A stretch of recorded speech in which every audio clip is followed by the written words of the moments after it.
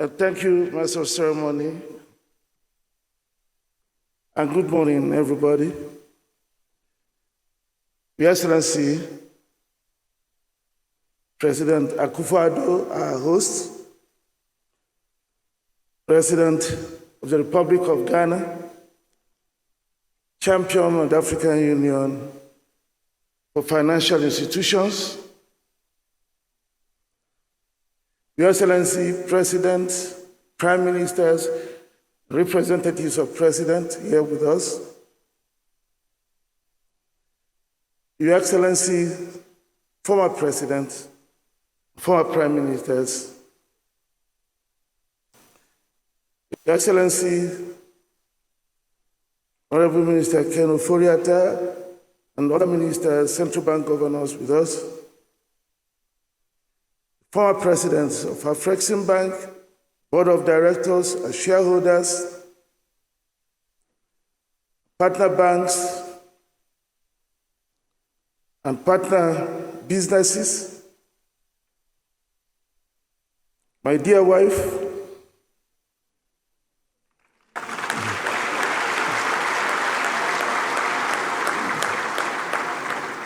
distinguished ladies and gentlemen.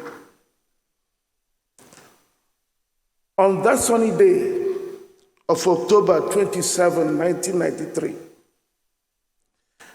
I sat in the corner of the conference hall of the Hilton Hotel, Abuja, as the inaugural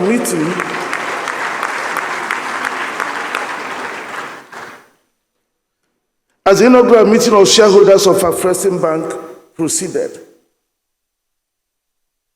There was a notable air of optimism and accomplishment. While the birth of Afreximbank ushered in a new era of Africans rising to take their destiny in their hands, many at the meeting knew that the journey to that destiny would be long and arduous.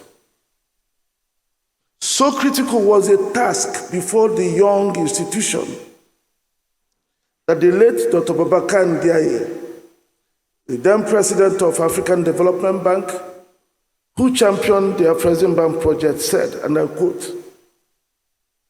"It is now increasingly clear that democracy in Africa is not sustainable if it is not accompanied by economic development.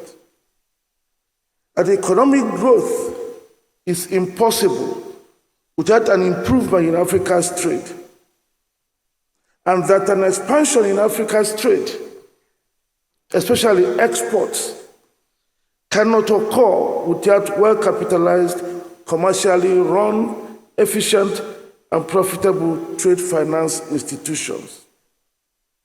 That statement was a clear acknowledgement that the event of that day will be pivotal to the future of Africa.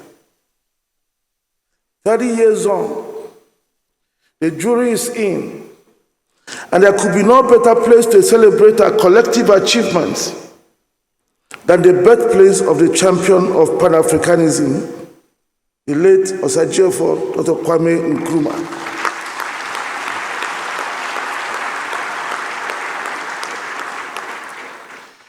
There were challenges, there have been difficulties, but today is a day for us to sing our praises. And it is in that context and with great joy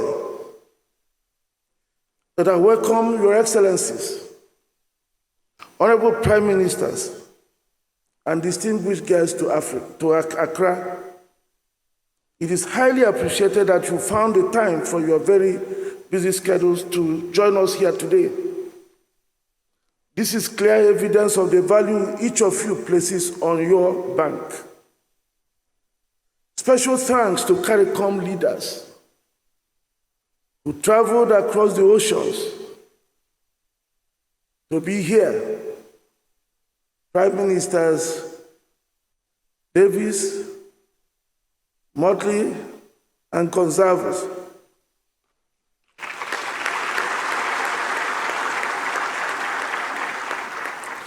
This is an indication that we are finally determined to have one homeland, to redraw the map of the world, to unveil a new continent, the Afro-Caribbean continent.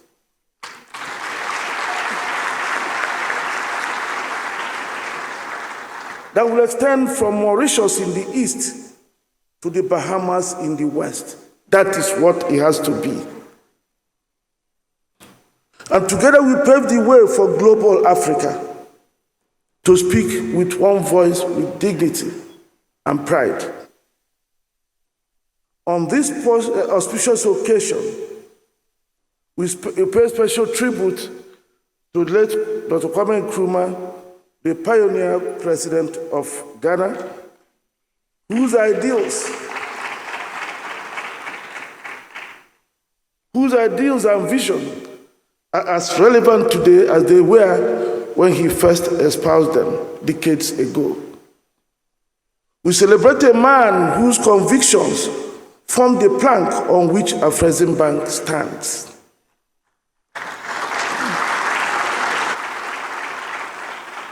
While we celebrate the visionary and brave African freedom fighters of old, we must also pay special tribute to the torchbearers who in the present are steering Africa's economic struggle.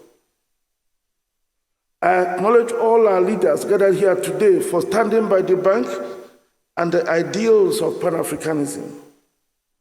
I salute our host, His Excellency President Nana Akufo-Addo, whose Pan-African vision laid the foundation for a real unification of all Africans and nurtured a sense of collective identity as a people. Mr. President, you opened the path for self-recovery. In deed and in words, you have shown that the continent of Africa is the collective heritage of all people of African descent. Your vision and drive for Africa by Africans reflect the zeal with which you have supported the institution that we celebrate today.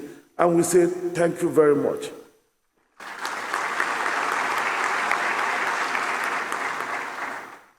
Your Excellencies, Honorable Prime Ministers, distinguished ladies and gentlemen, today we celebrate the wisdom of having our own institutions that understand us, think like us, and therefore can stand with and by us in good and bad times.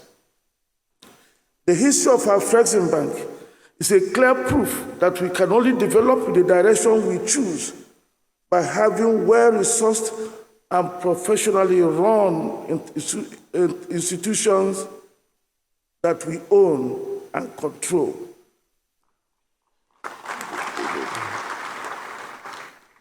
Dr. Babakar Ndeye said this as a hypothesis in 1993.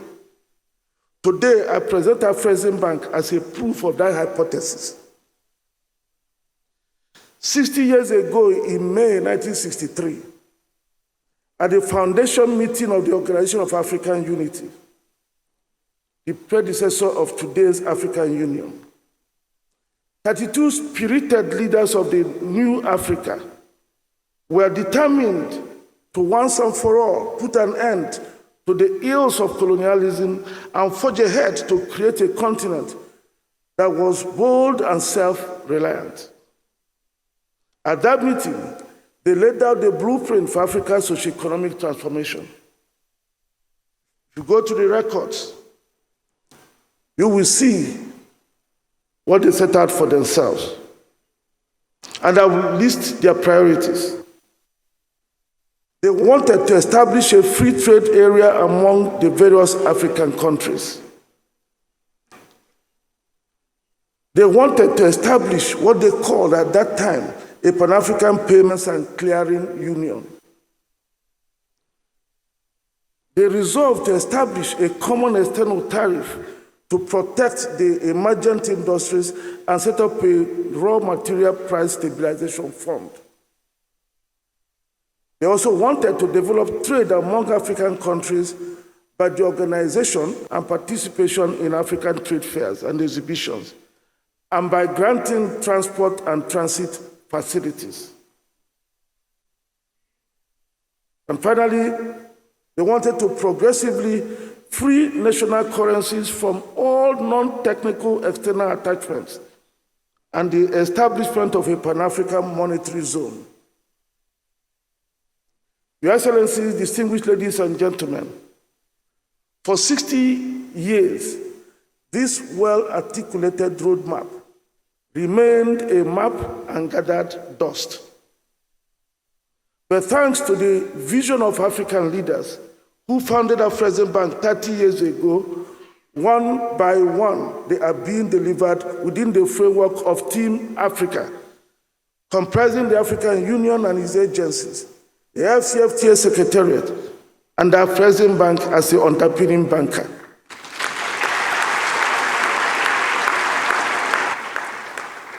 So today, the Pan-African Payment and Settlement System is up and running, which will save the continent $5 billion in intra-African transfer charges. It will also expedite and enable payments for intra-African trade in African currencies. It is now possible for a Gambian to buy Nigerian urea fertilizers using Gambian dalasi to purchase naira. For a young Ghanaian to pay for holidays in Seychelles using Ghanaian cedi. And for a small farmer in rural Zambia to stream her favorite Nollywood movie, paying for it in Zambia kwacha. And the time will come when we will be reducing our national debt because we will be pricing our infrastructure projects in African currencies, in our own currencies. And the real importance of PAPS was captured recently by His Excellency Naruto, President of Kenya. Take a listen.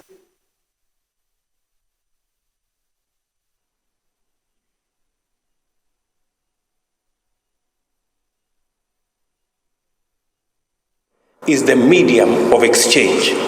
The barriers to easy payments and settlements across borders within our continent are simply unsustainable. Let me give you an example. Traders from Djibouti selling to Kenya, or traders from Kenya selling to Djibouti, have to look for US dollars.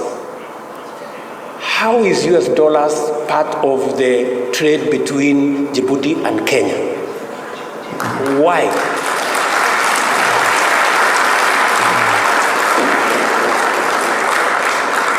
And we are saying that today, Afreximbank have given us a mechanism where traders in our continent can trade in their goods and services, and the Afreximbank will settle payments in local currency.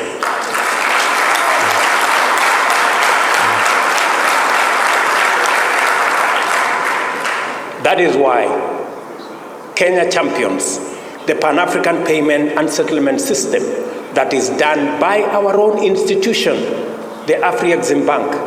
Why, members? Why is it necessary for us to buy things from Djibouti and pay in dollars? Why?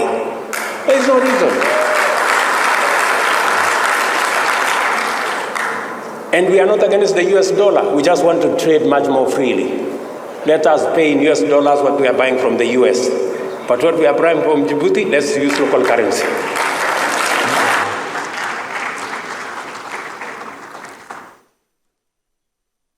So very soon, distinguished ladies and gentlemen, we will be able to domesticate all intra-African payments and extend the same to the CARICOM, where just a few days ago,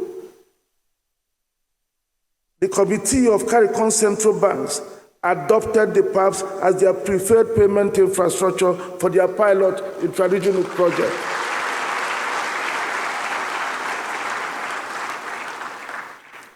By this singular move, we are one step closer to a full integration of African and CARICOM economies, the PAPS becoming the instrument for bringing our economies together.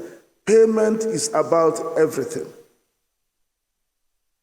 And with PAPs, every African currency will become convertible within Africa. And every CARICOM currency will also become convertible, even in Africa. Afreximbank backs the clearing and settlement with an amount of $3 billion. With this level of financial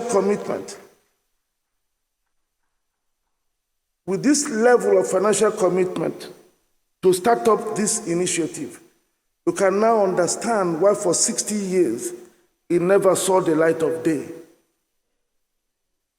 You can now appreciate why we need our own institutions if we hope to attain our developmental aspirations.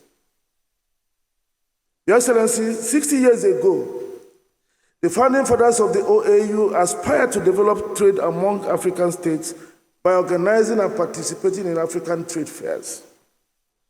In 2018, Afreximbank worked in partnership with the African Union Commission to introduce biennial inter-African trade fairs. Afreximbank performs the organization of the trade fairs, of which 2 had been held in Cairo, Egypt, and Durban, South Africa, respectively. The 2 fairs attracted an aggregate of about 40,000 visitors and about $75 billion in deals. With the AFCFTA Secretariat joining the partnership following its establishment, the Inter-African Trade Fair, branded the AFCFTA Marketplace, has now become the largest gathering of African businesses and traders. The 3rd edition will hold during the 9th to 15th November 2023 in Cairo. While we look forward to your participation and support, may I remind us again that this is being made possible because we have an Afreximbank that backs it financially.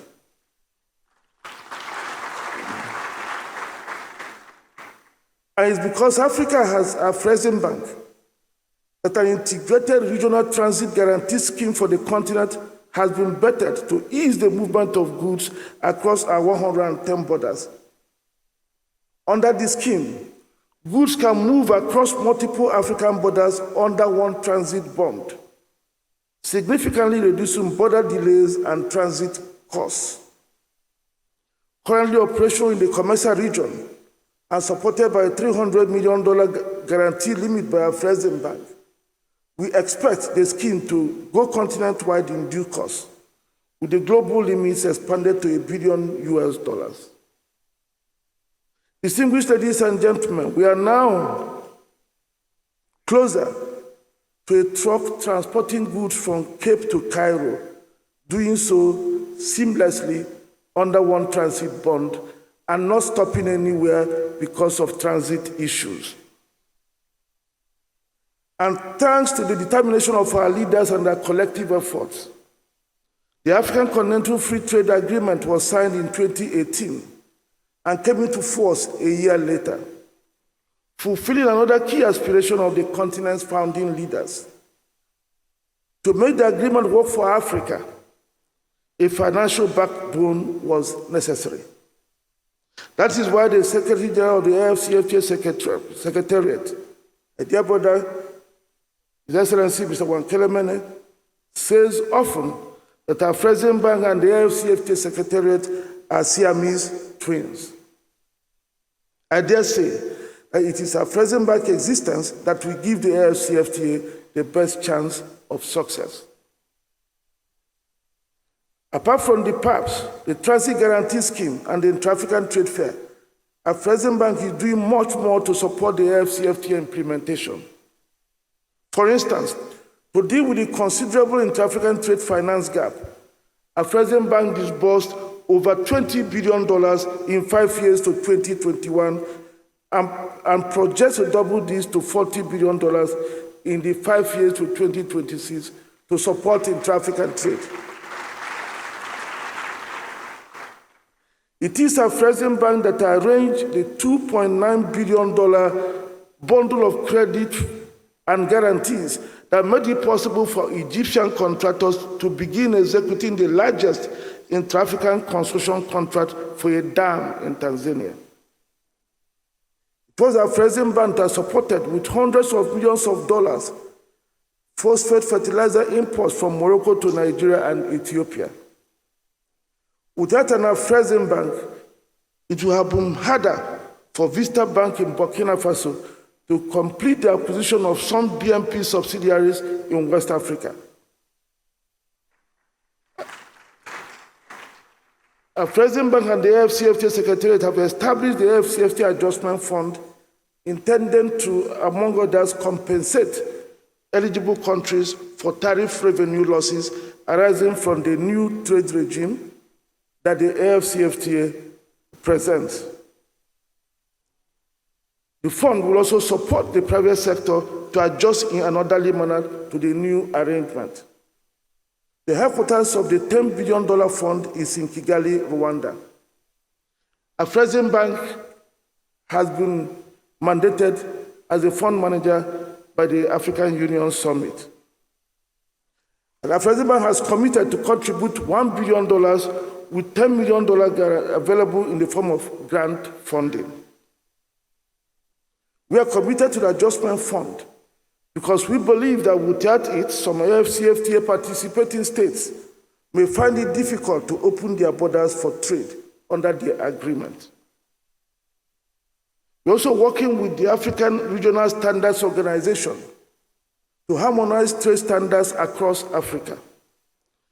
Using Afreximbank grant funding, over 155 standards have been harmonized, covering priority areas of automobile, medical equipment, and pharmaceuticals, while work on textiles is ongoing. We thank Islamic Bank Group, Islamic Development Bank Group, and Badia for supporting us in providing the grant funding. We also recognize that setting standards is one thing, but having the infrastructure to implement them is another. So working with Bureau Veritas of France, we are building testing, inspection, and certification centers across Africa under the brand name Africa Quality Assurance Centers. The first project has been completed in West Africa, and others are underway in North and East Africa. In the next 4 years, we expect Africa Quality Assurance Centers to be dotted all over the continent, so that we can then begin to trade amongst ourselves with no problem with the non-tariff barrier that standards presents. We also recognize the value of digital technology in vaulting the 110 borders that divide the continent. I have therefore developed a digital ecosystem we have branded the Africa Trade Gateway. The Gateway provides a centralized platform for conducting intra-African trade, enabling the use of artificial intelligence to predict supply chains, offering customer due diligence services, as well as information on trade, banking, and investment regulations. Payments, banking, and e-logistics services are also available on the platform, as well as an e-commerce platform called the Africa Trade Exchange, which is AFCFTA compliant. We expect the platform to be a powerful single window for the conduct of intra-African trade in the very near future. As international banks continue to withdraw from Africa, we've also made significant progress in improving access to letters of credit and other trade services across the entire continent. We have swift communication arrangements with almost 500 of the 600 regulated commercial banks in Africa, making Afreximbank perhaps the bank with the most extensive reach on the continent.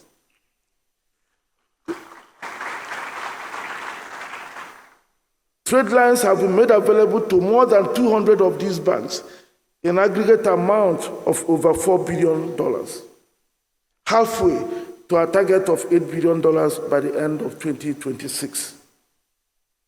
Whether you are in Comoros, Nigeria, Chad, Zimbabwe, Cape Verde, Tunisia, there is a bank that can offer you a window to Afreximbank services. Your Excellencies, Afreximbank has also brought a new kind of hope to Africa, the capacity to confront global challenges without going a begging. The COVID-19 pandemic and Ukraine crisis exposed the vulnerability of Africa in many ways. These events dramatized our over-dependence on others for our basic needs of food and health care. It also exposed our inadequacies in financing these dependencies in times of emergency. It is to the credit of those who founded Afreximbank that the catastrophe that loomed was averted. From the break of the pandemic in 2020 to the Ukraine crisis in 2022, the bank has disbursed over $45 billion into the continent, which enabled many governments, central and commercial banks, corporates and SMEs to weather the combined effects of this crisis by helping countries to honor maturing trade debt payment obligations, to pay for critical imports, and to pursue strategic investments. The support of Afreximbank was by far one of the most significant investments by a single entity in the last 3 years in our continent. And in an era where international banks are exiting the continent, from where would Africa have found the $45 billion to fight the global crisis we are in today? We are fully aware that the dream of continental integration and self-reliance can only be built on a robust and dynamic domestic economy that produces what it consumes. If you don't produce the goods that can be traded within the continents, others would, and export the jobs, wealth, and the continent's prosperity. It is in that context that the bank is proactively mobilizing continental and global resources and partnerships to build industrial complexes across Africa. In Gabon, investments in a multi-purpose special industrial zone have converted an exporter of timber into an exporter of finished wood and furniture. Gabon is also fast becoming a manufacturer of pharmaceuticals and refined gold. In Benin Republic, a similar investment in a special economic zone is transforming a raw cotton exporter into a commercial and global hub for textiles. In Togo, a special industrial zone is promoting diverse exports, producing electric motorbikes and textiles. In Sierra Leone and Nigeria, special agro-industrial zones are sprouting up. In Chad, a meat packaging facility is up and running and increasingly exporting meat to the rest of Africa. In DRC and in Zambia, work is well advanced on electric vehicle batteries development. Similar investments are being developed in Malawi, Botswana, Cote d'Ivoire, Rwanda, Kenya, and other parts of the continent. These have been possible thanks to an aggregate of about $1 billion the bank had arranged for these purposes for investee company Arise Integrated Industrial Platforms since 2012.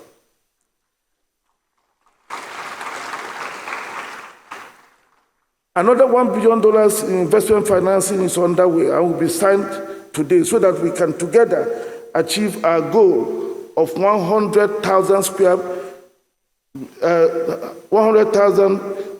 meters of industrial estate in a few years. 100,000 hectares of industrial estate in a few years.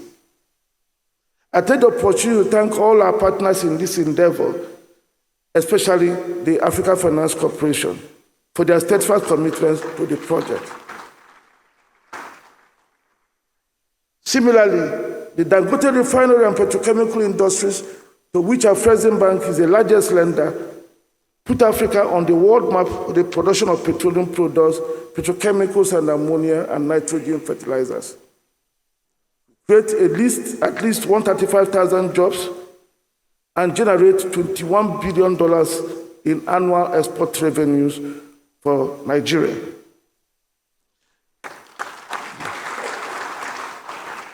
These are the kinds of investments and transformations that are possible if we remain steadfast behind our institutions. I thank Your Excellencies for your unwavering support over the years. I would like to respectfully remind you that Afreximbank builds its strategy around continental aspirations. We do not plan and then expect our countries to shape their own aspirations around our plans. Afreximbank serves you and believes in you. It's always Africa and Africans first. Your Excellencies, today we celebrate the first gathering of Global Africa. Collectively, we have converted decades of continental aspirations to reunite the African diaspora to the continent into reality.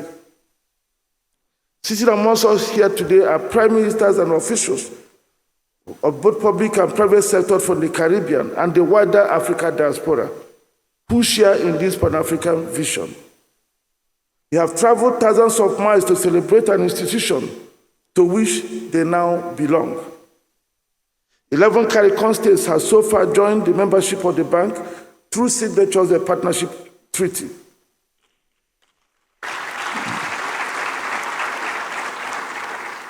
And in a few weeks, we will formally launch the operations of the bank's Caribbean office in Barbados.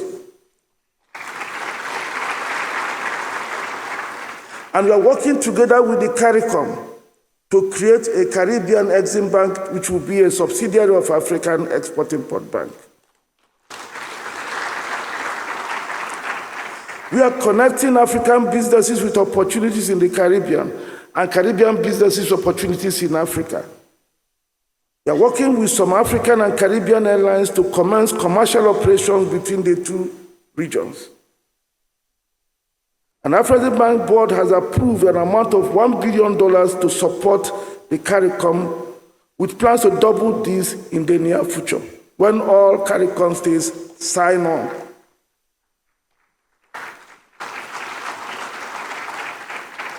We do this not because it's merely a nice thing to do, but because a united Africa and the Caribbean present a most potent force that can confront the exigencies of now and the challenges of tomorrow. A new middle passage is emerging, one underpinned by trade, investment, and socio-cultural exchange, correcting the ills of slavery and fragmentation. We are supporting African investors to build ports, roads, and power plants in the Caribbean. We are promoting cross-acquisition of banks. Afreximbank is so proud to be home to some interns from Caribbean, and this has been happening since 2021. And we thank the Caribbean leaders here with us for their support in this.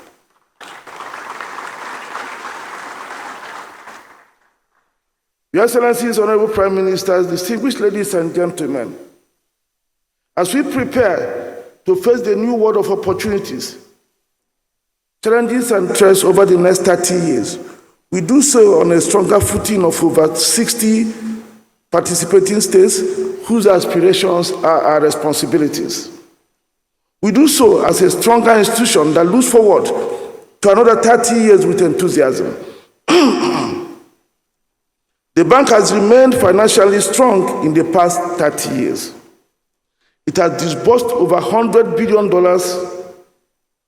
and every African must be proud that a seed sown 30 years ago with less than $150 million in total assets and almost an equal amount in equity has blossomed into an institution with about $32 billion in total assets and guarantees, and shareholders' funds of about $6 billion.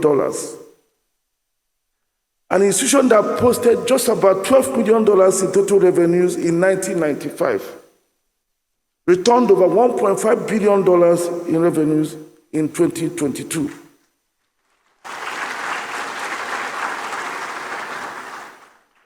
These results are indicative of opportunities in Africa. They prove without doubt that development work can be done profitably.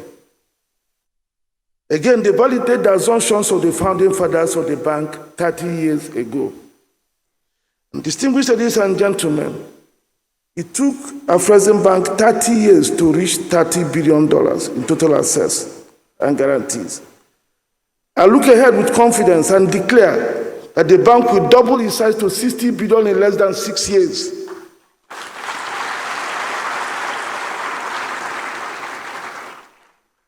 I actually look forward, God willing, to returning for the 40th anniversary of the bank, which will be a $100 billion bank. Thank you.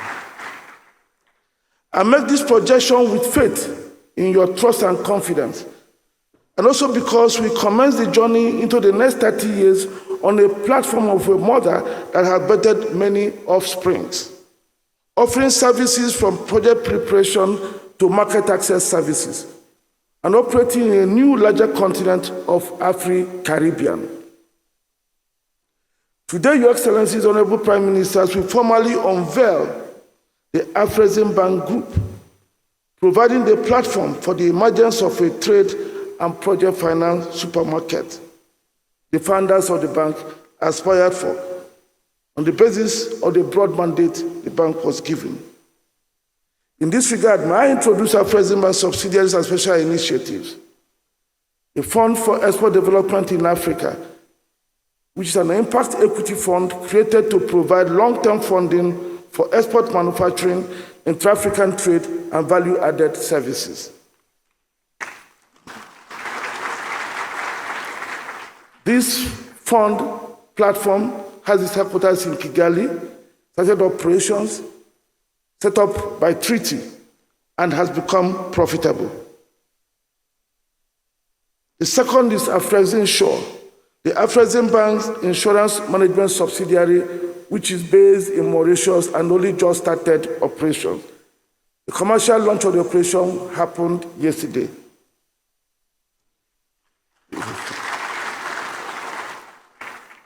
The third is the Pan-African Payment and Settlement System, a payment infrastructure provider that promotes cross-border payments for goods and services in Africa's 42 currencies.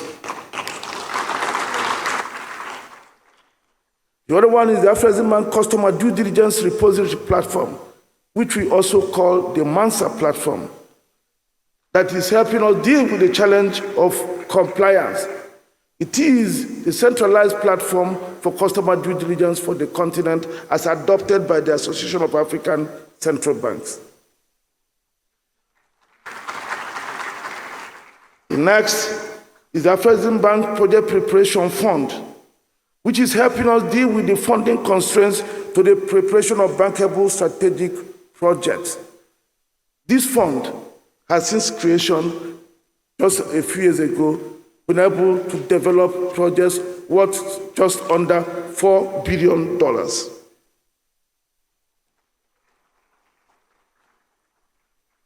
The next is the Africa Credit Opportunity Fund, a credit fund that supports trade growth in Africa by helping us complement the kind of credit Afreximbank is not able to do. And the next is the African Medical Center of Excellence, a center of excellence we are using to support the development of health infrastructure at the quaternary level.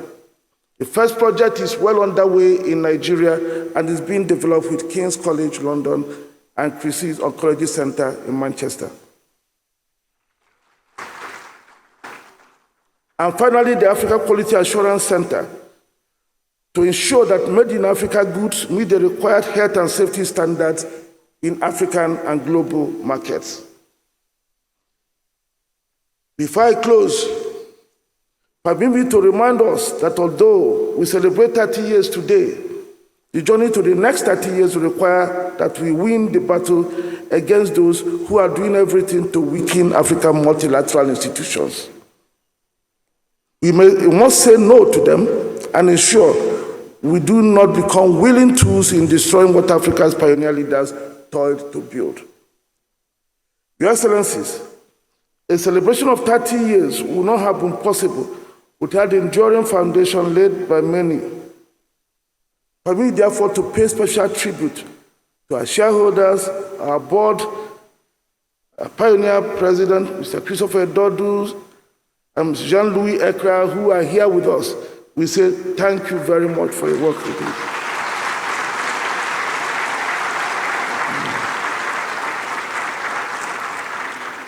It's also a day like this that we must remember the vision, courage, and hard work of the architect of our Afreximbank project, the late Dr. Babakar Ndiaye. May his soul rest in peace. Also present here are many of the bank's pioneer staff and persons who crafted the foundation documents for the establishment of the bank. While I'm unable to mention your names individually due to time, I do know that your work has been engraved in the history books of the bank, which we are making sure is written and written well. We, the African people, remain indebted to you, including to those who have left this world, especially our former colleagues, Mr. John Washington Otieno and Mr. Philip Kamau. May their souls rest in peace. Special thanks to our partner institutions, partner DFIs both in Africa and abroad, the African Development Bank, AFC, TDB, BUAD, ABID, Africa Trade Insurance Agency, and others, for being strong partners, making it possible that for us to jointly develop what we all believe in. And in a special way, I extend our utmost gratitude once again to His Excellency, President Nana Addo Dankwa Akufo-Addo, his government and the people of Ghana for the warm hospitality and strong partnership with the bank, and particularly for hosting Afreximbank's 30th anniversary celebration. Mr. President, I recall, tried to meet you to broach this idea with you. We couldn't get to meet, and I called you on the phone. You didn't even hesitate to tell me, just go ahead. Thank you very much for your trust and confidence.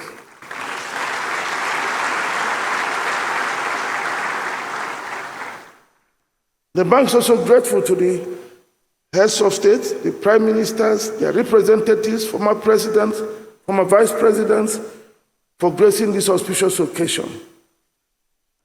Special thanks are also due to the commissioners of the African Union Commission, the Secretary General of the AFCFTA Secretariat, the CEO of IOTA NEPAD, the Executive Director of UN Economic Commission for Africa, as well as leaders of African and international policy institutions, the Vice President of the African Development Bank, the CEO and President of AFC, and all the other leaders, including, I believe, the CEOs who are here and the presidents who are here.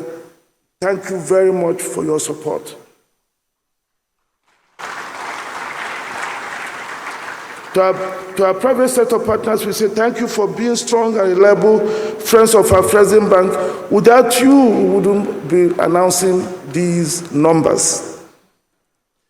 I also recognize my colleagues who, without hesitation, assumed the baton in the continent's development race, infusing and exerting new energy and momentum into the race, bringing new ideas and making sure we convert them to deliverables. Thank you. I always tell you, we are all joint mandated leader rangers.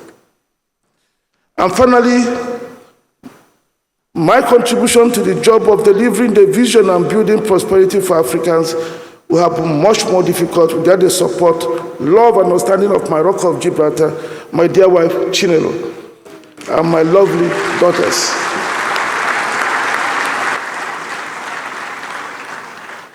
To you all, I say, Medasi, thank you. Thank you for your kind attention.